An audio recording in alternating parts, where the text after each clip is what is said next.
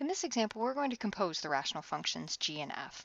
Once we're finished composing them, we'll state the domain of this composite function. To start, g composed with f evaluated at x will be g of f of x. So that's the first thing that we'll write.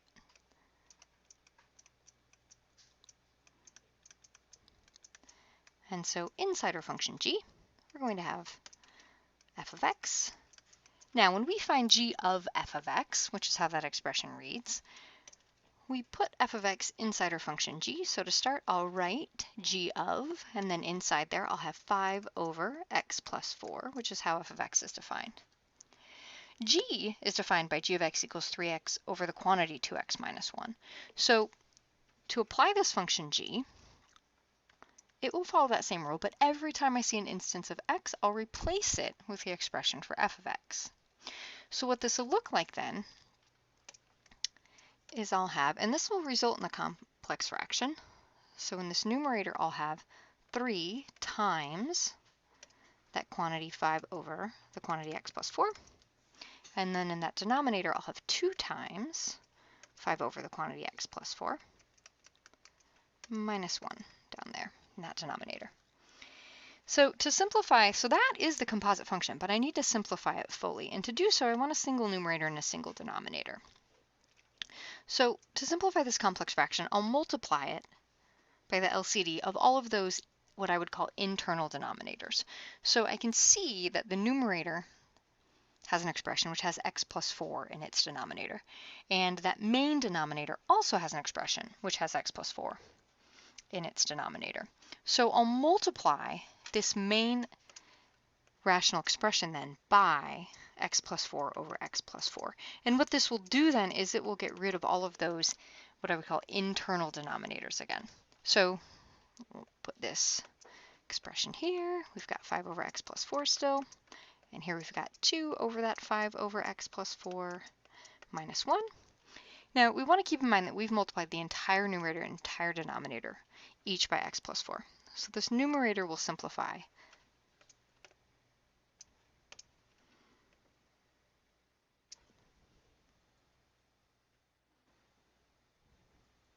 to 3 times 5.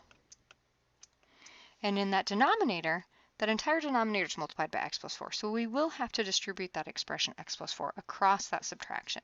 And when we do, we'll have 2 times 5 minus and then 1 times that expression x plus 4. Okay, so now we don't have a complex fraction anymore. So all we have to do is simplify that numerator and denominator. And the numerator will be 15. That denominator will be 10 minus x minus 4, which will then simplify to 15 over 6 minus x. Okay, so our final simplified expression for g composed with f of x is 15 over 6 minus x. The last thing we want to do here is find the domain. And this is a little bit trickier for composite functions. We need to account for two things. The first thing that we need to account for is this final simplified expression. I can see there that x cannot be 6, since I have the expression 6 minus x in that denominator. But because this function started in a slightly different form, I also need to account for the original form of that function. So if I go up here to this third line, I can see that x plus 4 was in the denominator. That was also true in the fourth line. So since x plus 4 is in the denominator, x cannot be negative 4. So that's my work for finding the domain. Sorry, x cannot be negative 4. So I'll state that using set builder notation. And so what that'll look like, I'll write then the set of x such that x cannot equal negative 4, comma 6. So it can't be negative 4 and it can't be negative 6. If I had wanted to write that as an interval, I would need to union essentially 3 disjoint sets. So as an interval, that would go negative infinity to negative 4, unioned with negative 4 to 6, union then with 6 to infinity. And all of those are those rounded open brackets there.